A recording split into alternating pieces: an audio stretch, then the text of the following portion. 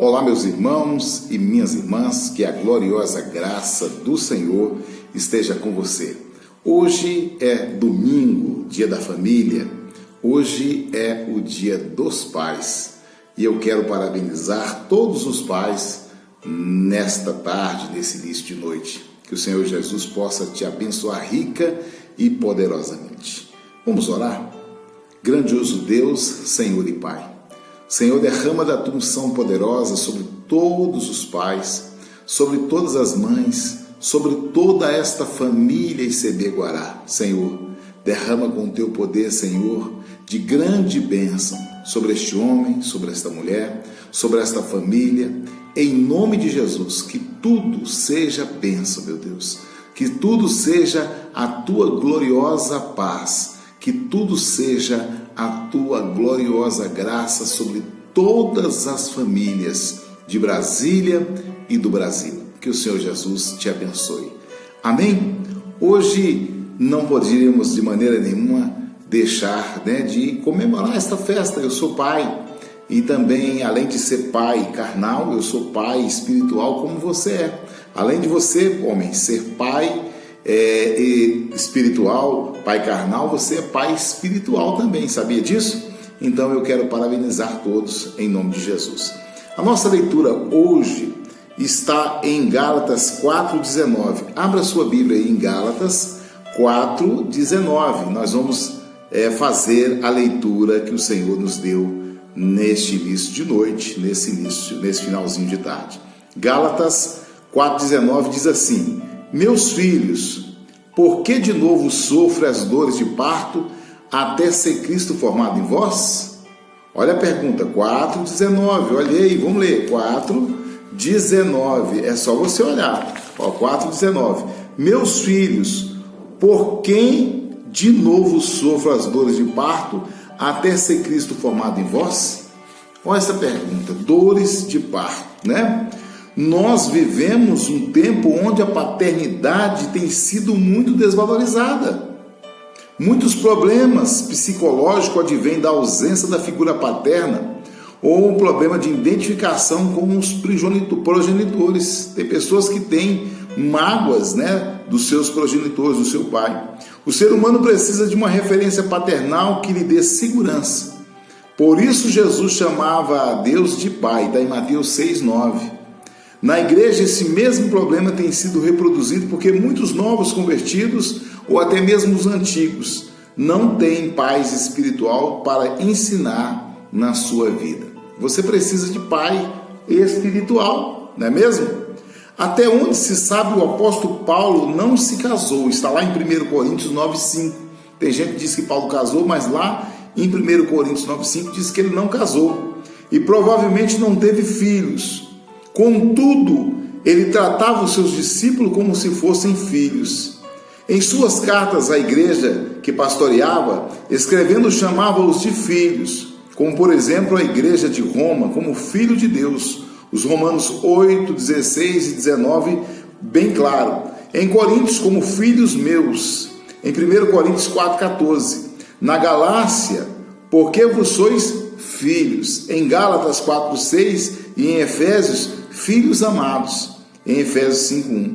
A paternidade espiritual, preste bem atenção nisso, a paternidade espiritual não é nada fácil. Por isso Paulo diz que sofria mais de uma vez as dores de parto. E o seu objetivo era que Cristo fosse formado dentro dos seus discípulos. Olha a importância disso. Cristo ser formado dentro de você, meu irmão e minha irmã, tá certo? Ou seja, não os abandonaria até que se formassem parecidos com Jesus, até que eles fossem bem parecidos com Jesus, o modelo de Pai Celestial que nós temos. Paulo é um grande exemplo de paternidade espiritual porque cuidava dos seus discípulos. Você tem um pai espiritual? Essa é uma pergunta que eu quero fazer para você. Você tem um pai espiritual? Vamos refletir sobre o cuidado de Paulo com os seus discípulos chamados filhos. Lá em 1 Timóteo ele diz que é filho na fé.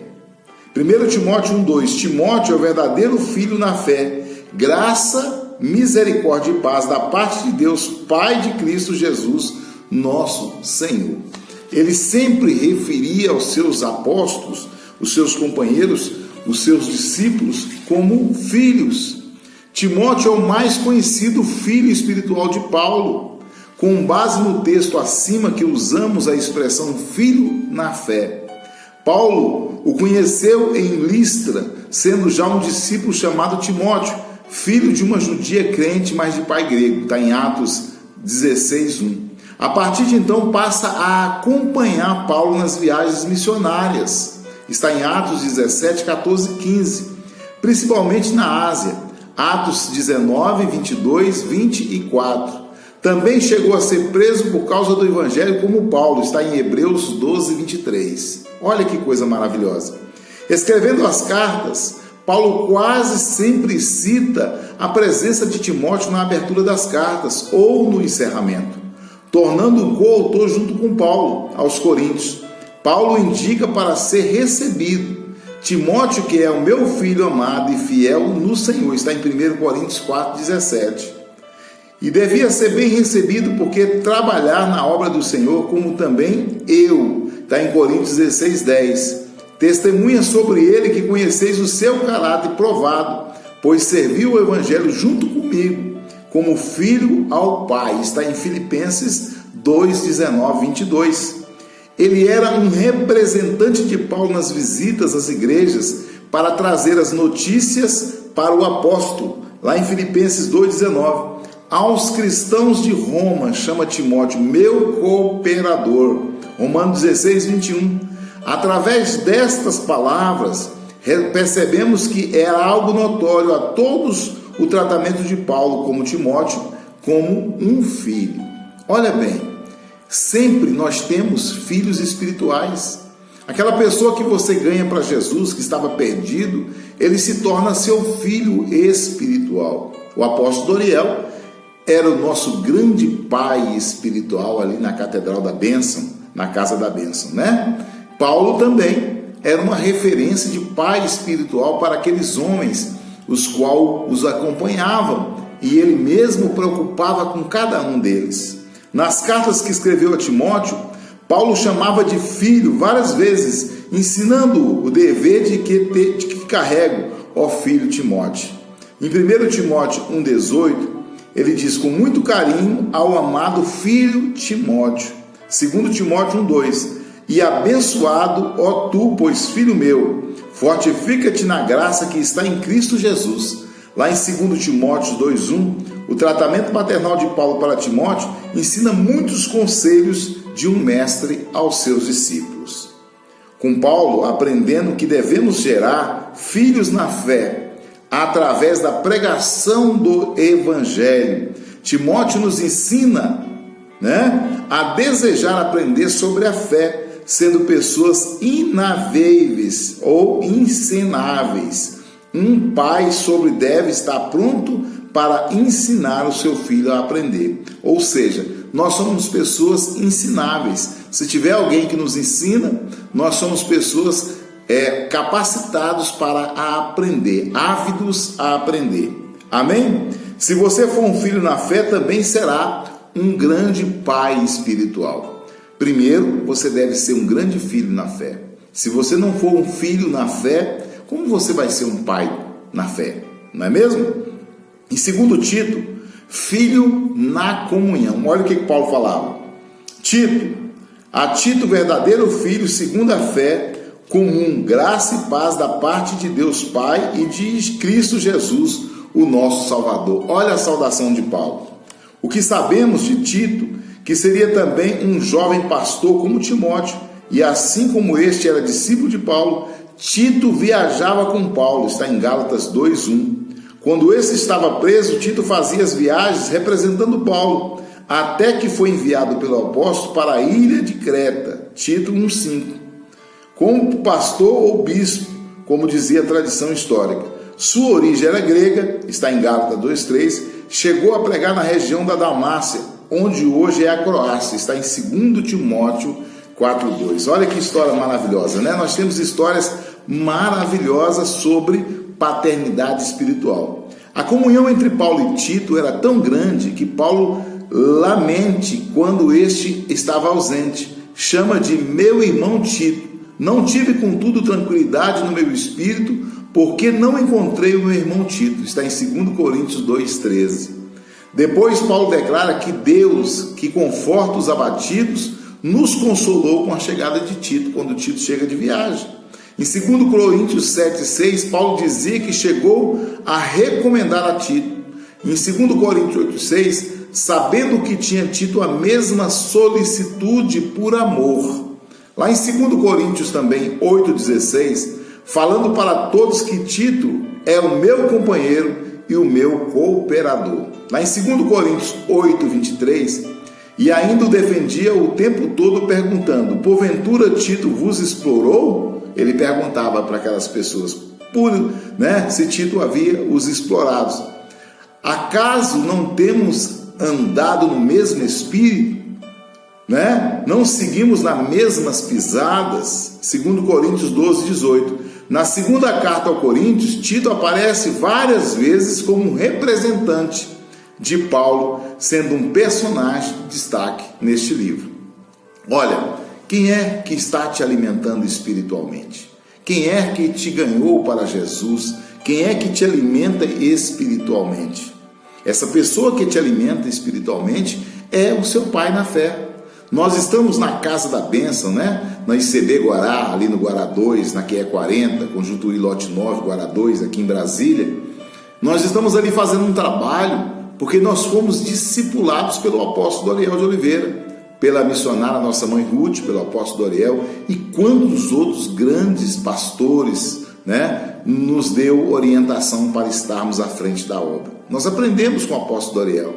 Quando ele abria a boca e falava forte, ó Deus, ali era a voz do nosso Pai na fé, e a gente escutava. Hoje foi dia de Santa Ceia, e dá uma saudade muito grande quando nós chegamos ali na catedral e não encontramos nosso Pai do Ariel. Mas quando nós fechamos os nossos olhos, nós sentimos ali a presença dele, pois tudo ali parece com ele, o altar, a forma do que falamos, como nós nos comportamos no culto, a forma de distribuir a Santa Ceia. Nós lembramos dele, nosso Pai na fé, e hoje foi o dia dos pais. O meu pai carnal já está nos céus com o papai, o meu pai espiritual também, o Senhor o recolheu, já está lá também junto com o papai. Mas nós temos saudade, saudade daquele guerreiro que estava à frente, aquele general de batalhas, porque assim era o apóstolo Ariel. Ele era um general e nós éramos os soldados, e aqueles que tiveram paciência, tiveram sabedoria, aprenderam muito com ele, assim como Tito aprendeu com Paulo, assim como todos os discípulos aprenderam com Paulo. Amém? Com Paulo aprendemos que devemos ter comunhão com os nossos discípulos e não nos sentir superior a eles de formas arrogantes. Tito nos ensina que precisamos dar alegria para os nossos líderes espirituais. Não devemos apenas problemas, mas também o consolador em suas dificuldades. Nós não devemos levar problema para os nossos discipuladores, mas nós devemos levar alegria. Você está fazendo um aniversário, convida, está fazendo uma festa, você quer ter um testemunho de alegria. A melhor coisa, o melhor presente que o pastor pode receber chama-se almas. Tem pastores que não gostam de evangelizar, de buscar almas nos becos, nos cantos que estão perdidos. E eu digo assim, se esse pastor não gosta de ganhar almas, ele está errado. Porque Paulo, ele amava ganhar almas. Ele ensinou cada um daqueles discípulos a ganhar almas. O apóstolo Ariel, a mesma coisa. Ele sempre nos ensinou a ganhar almas, a tratar bem aquela pessoa que viesse na igreja, fosse ele católico, espírita, não importasse se ele estava bêbado ou drogado. O apóstolo Ariel nos ensinou que nós deveríamos tratar bem todas aquelas pessoas, não importava a roupa que estavam, não importava a classe social, não importava a situação. Deveríamos receber aquelas pessoas como os nossos verdadeiros irmãos, e assim nós fazíamos, e ele cobrava de nós. Olha aqui a história de Onésimo, filho nas algemas. Onésimo, olha quem era Onésimo.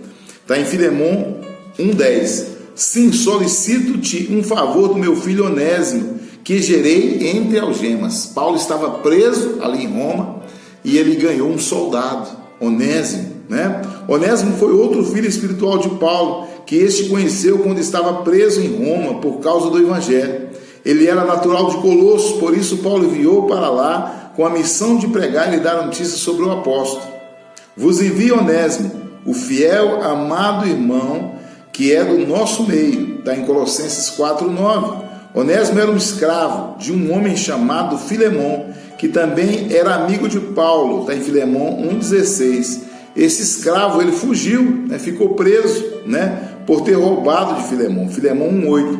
Então ele se converteu e quando conheceu Paulo na prisão, e assim que foi possível, Paulo mandou de volta para o seu senhor com uma carta ao amado Filemon, também nosso colaborador, em Filemon 1:1.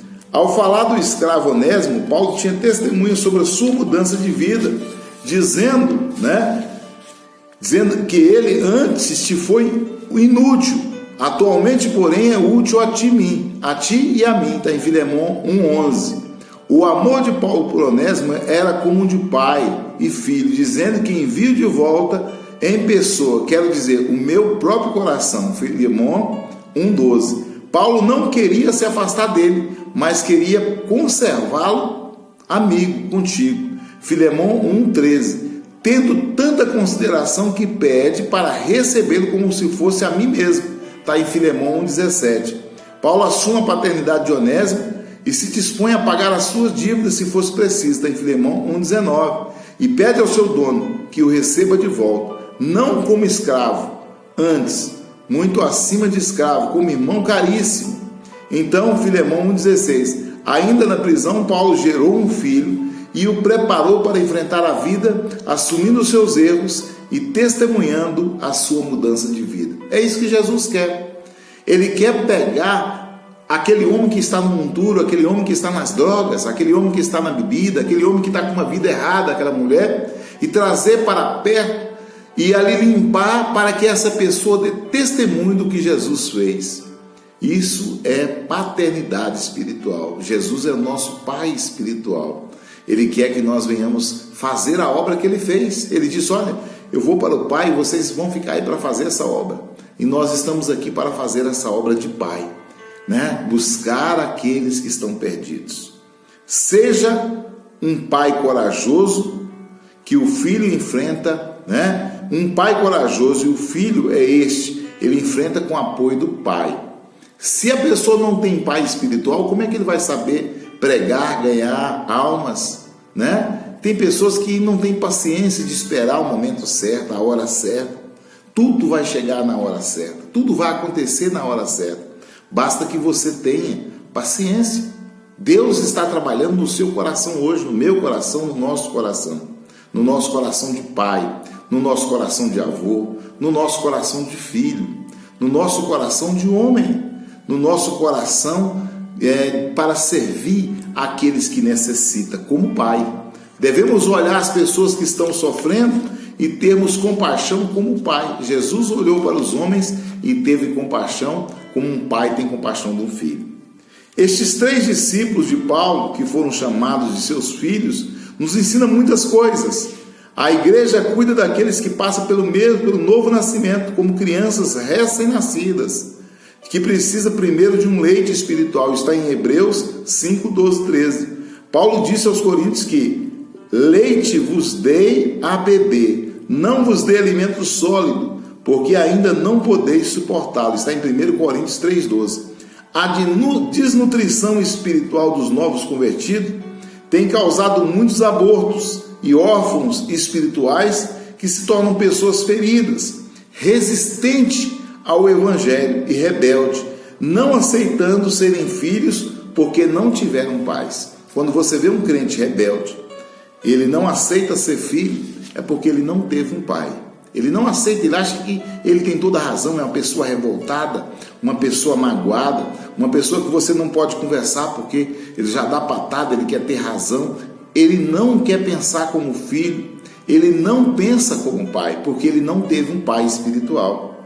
Certa vez ouvi que o título mais importante para Deus é o de filho. Porque não importa que a pessoa seja quando se torna filho de Deus, tudo pode ser mudado. Está em João 1,12. Muitos líderes não conseguem gerar filhos porque não tiveram pais, como eu falei. Mas Deus quer curar esta esterilidade espiritual e tratar com esta irresponsabilidade, para que todos os seus filhos tenham como pais pessoas que orientem em uma nova vida. Quem nunca foi filho não saberá ser pai. Você está disposto a ser filho de Deus? Você que está me vendo agora, está disposto a renunciar ao seu eu para se tornar filho de Deus? De repente você ainda não aceitou Jesus. De repente você está querendo uma grande virada, uma grande mudança na sua vida. Mas a primeira coisa que você vai ter que ser, se tornar filho. Aprender a se tornar filho. Obedecer, ouvir, ter paciência e principalmente ouvir a voz do Senhor. Ele diz: filhinhos, se pelo menos me ouvisse, presta atenção nisso, comeria o melhor da terra e viveria nela. Paulo deixou para nós uma experiência muito grande, meus amados irmãos. Quando eu leio as cartas de Paulo, eu fico emocionado, porque eu queria pegar tudo aquilo que Paulo ensinou nas suas cartas e colocar na cabeça dos membros da igreja. Eu queria pegar todo aquele ensinamento e colocar dentro, porque Paulo nos ensinou a ser discípulos, ensinando a nós sermos filhos. E assim, nós aprendendo ser filhos, nós aprendemos a ser pai. Um pastor, ele é pai. Um presbítero, ele é pai. Um diácono, uma pastora, uma obreira, é pai e mãe. Quantas mães são mães e pais? Quantas mães tomam conta dos seus filhos, assumem o lugar de pai, porque um pai não teve responsabilidade de pai, porque ele não foi filho, não é mesmo? Tem muitas mães que assumem os dois papéis, o papel de mãe e o papel de pai, cuidou dos seus filhos sozinhas. Muitas mães já estão agora velhinhas, mas ela foi mãe e pai. Lá em Minas a gente chama de pai, né? Pai e mãe, não é mesmo? Então eu queria parabenizar também, nesse Dia dos Pais, aquelas mães que foram mães e pais. Aquelas mães que tiveram a atitude que um pai não teve, né? Porque aquele pai deixou aquela mãe sozinha com aquele filho, mas mesmo assim ela trabalhou, ela lutou. O Senhor Deus foi o seu esposo, sabia disso? A mulher crente, quando ela fica sozinha, abandonada pelo seu marido, ela toma como esposo Jesus e cria os seus filhos na presença do Senhor, levando-os para a igreja, cuidando, e ela se torna pai e mãe. Então eu queria que você que não tem pai, ou o seu pai não está presente, mas está presente a sua mãe, dê um abraço na sua mãe, dê um abraço também.